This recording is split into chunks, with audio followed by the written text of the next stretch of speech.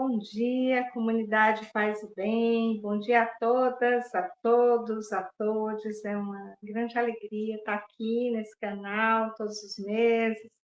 E hoje eu vim trazer aqui uma reflexão sobre família. Esse tema que fica tanto em voga agora, no segundo domingo de maio, né, em que, de modo geral, a nossa cultura aqui no Brasil, ela comemora o Dia das Mães, mas que a gente está, pouco a pouco, né, ressignificando essa data para pensar a família, os modelos de família, as perspectivas da maternidade, mas também do cuidado uns com os outros. Ano passado, nessa época, eu fui provocada por um jornal aqui para falar sobre maternidade, as diversas formas de exercício da maternidade. E eu fiz um texto que eu mencionei muito a perspectiva do cuidado como a maternagem como cuidado, entendendo a maternagem não só como um ato, uma ação tipicamente feminina, mas de todos aqueles que se dispõem a cuidar. Então, todo aquele que cuida materna, todo aquele que cuida é capaz de gerar ali um acolhimento maternal que proporciona aquele que está sendo cuidado, né, um carinho, um aconchego e uma segurança, que é a segurança que todas as crianças necessitam, né, quando nascem, quando vêm ao mundo. Então, é muito importante essa ressignificação para que a gente não coloque aí esse papel, né, da mulher como sendo a cuidadora, né, ou relegue a ela esse único papel, né, isto é, ter essa obrigação, que é a obrigação do cuidado, e restringindo somente a ela e não colocando aí o cuidado como sendo uma tarefa de todos, né, da família. Eu queria também, hoje, fazer uma citação da Bell Hooks, muito interessante, né? Esse livro dela, que é Tudo sobre o Amor, bem interessante, ela diz as seguintes palavras que eu queria partilhar com vocês. Ele diz o seguinte, que o amor é o que o amor faz. Amar é um ato de vontade, isto é, tanto uma intenção quanto uma ação. Vontade também implica escolha. Nós não temos que amar, escolhemos amar. Uma vez que a escolha deve ser feita para alimentar o crescimento, essa definição se opõe à hipótese mais amplamente aceita de que amamos instintivamente. E aí, a partir de Bell Hooks, a gente pode pensar que aquilo que a gente chama de instinto materno, na verdade, não é instinto materno, é, é, é aquilo que é aprendizado, né? Aquilo que se faz ou que se relega para a mulher neste papel, que é o papel da maternagem. Então, as mulheres são ensinadas a maternar, né? Elas se tornam mães ao longo do tempo, potencialmente mães, quando elas são ensinadas pela sociedade que podem podem gerar filhos, né? Hoje em dia, com essa dimensão, que é a dimensão da pluralidade das famílias, mas também da própria pluralidade da identidade de gênero, né? A gente se vê muitas possibilidades.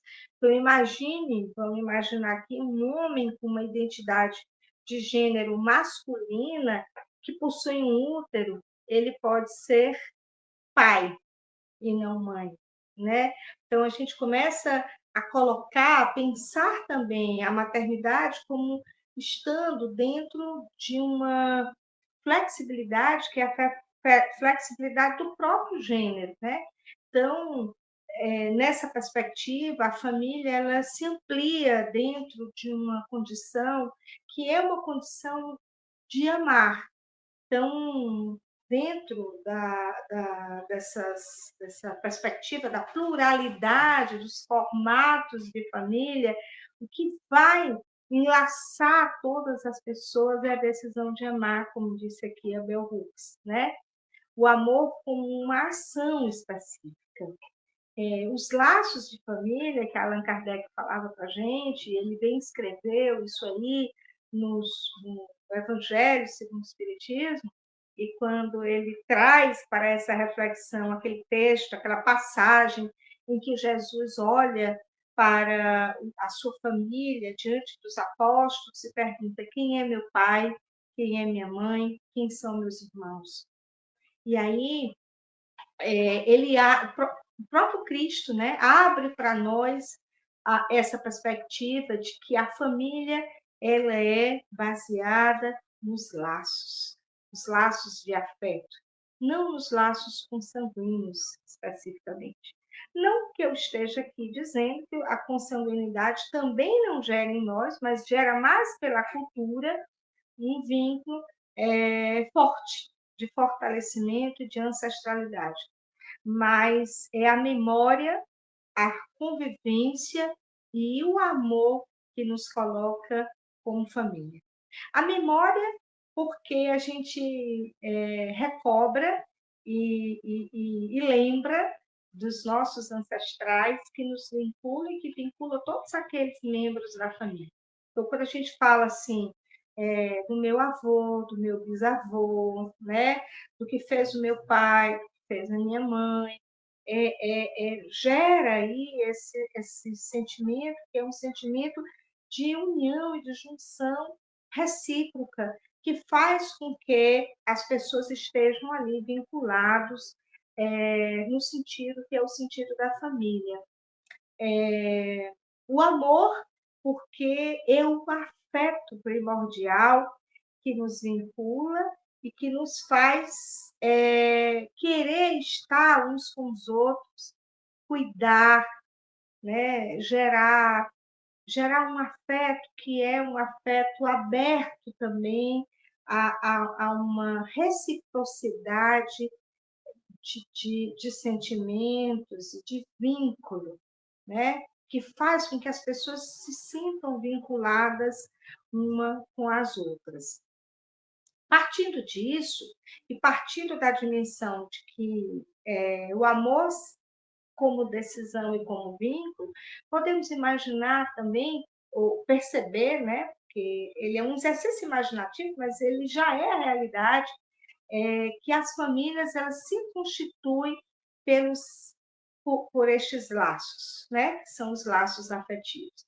Então, uma família pode ser a de irmãos, pode ser família constituída por duas mulheres, por dois homens, mulheres que são as mulheres são as famílias homoafetivas, mas também as famílias constituídas na monoparentalidade, isto é, vínculos apenas de uma pessoa com seus filhos.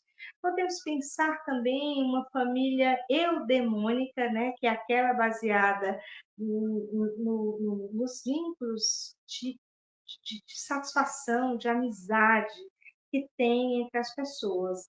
Então, há um tipo, uma expressão também, que é uma expressão baseada na relação e na convivência.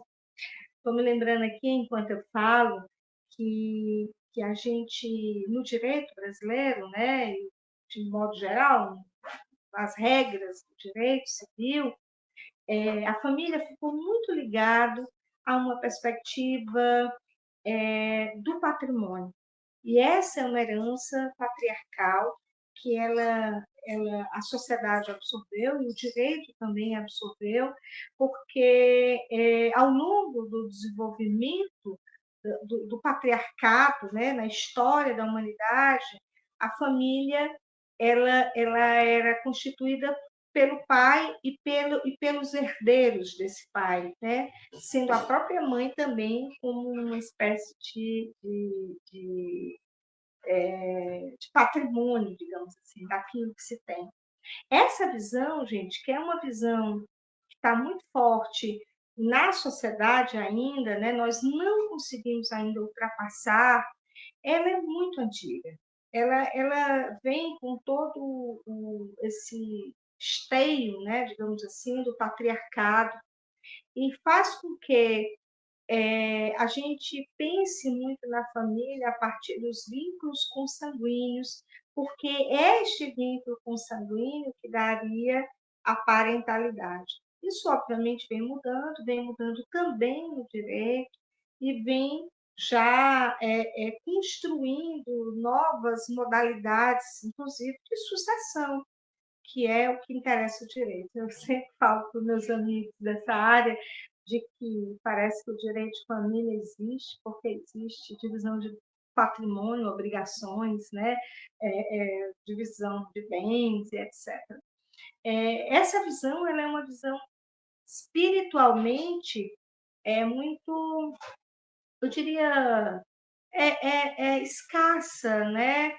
É uma visão que não traz a profundidade dos laços espirituais. Os laços espirituais nos colocam numa espécie de vinculação que faz com que nós estejamos uns com os outros pelo amor, né? Então, o amor é esse sentimento, né? Que nos faz querer um ao outro, querer pertencer um ao outro, querer ter o outro próximo da gente, né? Então, estando nisso, a gente se demora no outro. E aí eu me lembro aqui que quando a gente pensa numa casa, numa residência, né? O que é estar em um lugar, numa residência? Quando é que eu digo que eu resido em algum lugar? Quando eu me demoro neste lugar, quando eu estabeleço vínculos com esse lugar. Então, a casa é esse lugar onde a família vive, né? Esse lugar de reprodução de afetos e de memórias. Por isso que quando esses vínculos se fragilizam e as pessoas saem desses espaços e muitas vezes vão viver em situação de rua, elas precisam reconstruir esses vínculos na própria condição de rua para poder se sentir firmes e fortalecidos. Por isso existem pais da rua, mães da rua, né? Nesse ambiente que, por mais que seja um ambiente de exclusão e de vulnerabilidade, ele deixa de ser hostil para ser um lugar de acolhimento e de proteção mútua, né? Então, que a gente possa refletir sobre isso no Dia das Mães, que é agora, próximo domingo, e possa transformar esse dia não um dia de veneração à maternidade, mas um dia da família, para que a gente entenda que dentro desses laços familiares, os papéis são papéis sociais delegados, né, pelo, pela sociedade, que são incorporados pelo espírito. Isto é, eles não são naturais, eles não são instintivos, eles são adquiridos com a sociabilidade. Quer dizer, é a sociabilidade que nos faz aprender a ser mãe, aprender a ser pai, né? E num país como o Brasil, em que as mulheres sofreram tantas violências desde o seu começo, né? Mulheres que tiveram que parir seus filhos sozinhas, muitas vezes, porque a violência sexual se fez desde o início da colonização, com mulheres indígenas e mulheres escravizadas, esses filhos nasciam. E de quem eram esses pais? Elas eram filhas de quem? Elas eram filhas da mãe. E sendo filhas da mãe, elas carregam em si esse apego à maternidade, ao cuidado da maternidade, né? E aí é essa maternidade, que é uma maternidade ancestral, do cuidado, daquele que gerou, mas que também que protegeu, é o que se faz a mãe ter tanta importância, assim, na nossa cultura, porque aprendemos que foi ela quem nos cuidou, que nos cuidou, que não nos abandonou, quando a própria paternidade foi uma paternidade violenta, imposta, né? Importante dizer, imposta, violenta, e foi relegada à desproteção e ao abandono.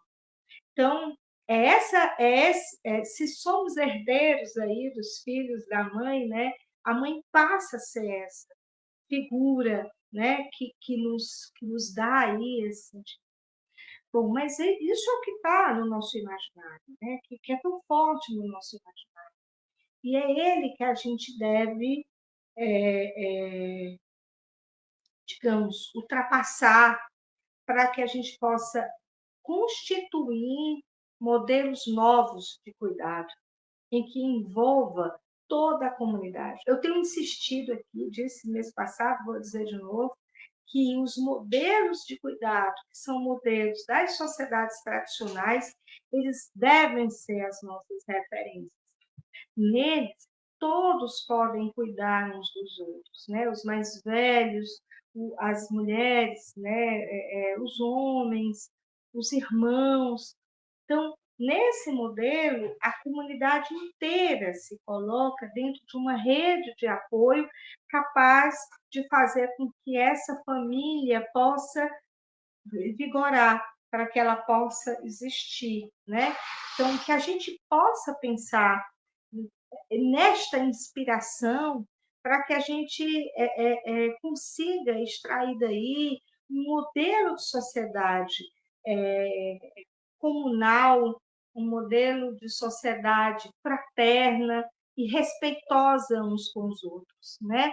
Principalmente daqueles que precisam de mais cuidado, que são as nossas crianças. Então, cuidar das crianças, né, é acolhê-las na sua diversidade. E aí eu coloco aqui uma experiência pessoal, né, minha, de mãe de um rapaz que é transexual.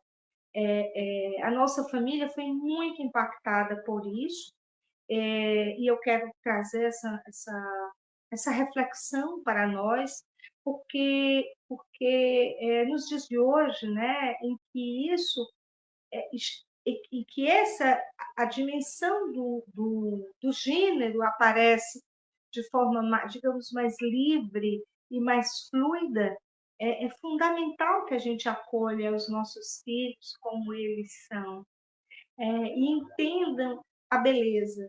Eu acho que eu cresci muito com o meu filho. Eu não vi o meu filho durante muitos anos, até ele completar mais ou menos 15 anos, e que ele revelou para mim a sua identidade de gênero. E aí ele mudou de nome. E eu me lembro bem desse dia, que foi um dia em que ele falou isso para mim, e ele disse isso em meio a uma crise emocional, em que estava chorando e dizendo que, né, desregulado, né, diante dessa revelação. Eu tentando acalmá-lo, disse: meu filho, tem 3 coisas que você precisa saber agora, nesse momento. Primeiro, é que o meu amor é incondicional. Segundo, é que você vai agora trilhar um caminho de autocuidado numa sociedade transfóbica, homofóbica, que você precisa cuidar de si, na sua emoção e do convívio com as pessoas. E terceiro, eu disse para ele: tenha paciência comigo, né? Eu estou aprendendo, então, eu vou aprender a ter um menino. Isso ele tinha 15 anos, hoje ele tem 21.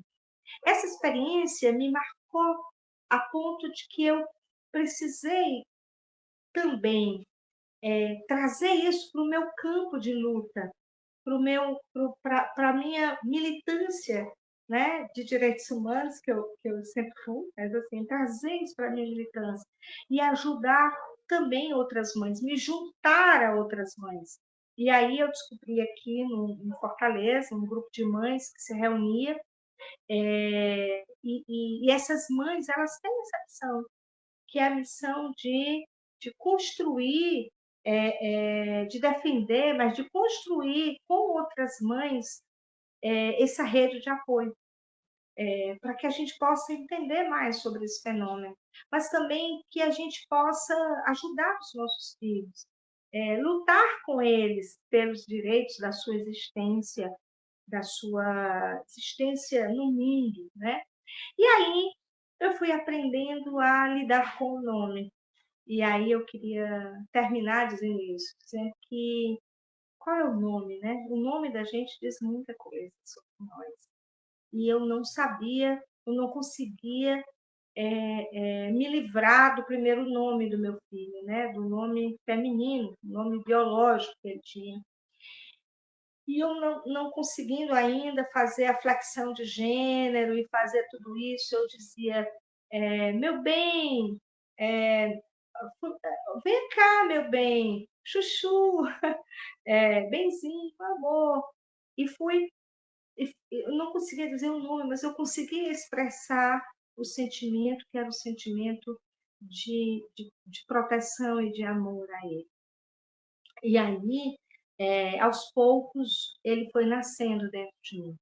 E aí ele foi nascendo como Mateu, esse é o seu nome. E nascendo como Mateu, ele foi. É, é, é, eu engravidei, é como se eu tivesse engravidado de novo, como se eu tivesse parido um novo filho e ele tivesse nascido para mim naquele momento. Isso era mais ou menos na pandemia, 2020, né? E quando ele nasceu, foi uma alegria muito grande, um grande aprendizado para todos nós da nossa família, porque a gente aprendeu a reconhecer essa diversidade e como as famílias podem ser diversas. Mas também aprendemos a amar ainda mais, a entender que o amor transpassa, né, todas as barreiras é, que a sociedade às vezes nos coloca. E aprendemos a desconstruir em nós todas as formas, muitas vezes, limitantes ou preconceituosas. Que esse breve relato possa servir para todos aqueles pais e mães que convivem com a diversidade e que possamos transformar nesse domingo no dia da família e pensar o cuidado uns com os outros na nossa família, que possamos amar sem barreiras e que possamos aprender a conviver mais, porque é na convivência e nessa decisão de amar, como diz Bell Hooks, é que podemos então transformar o mundo.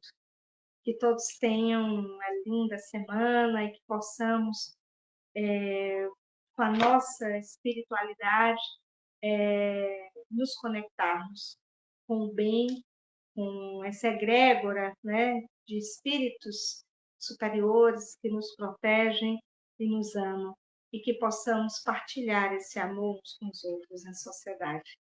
Até a próxima.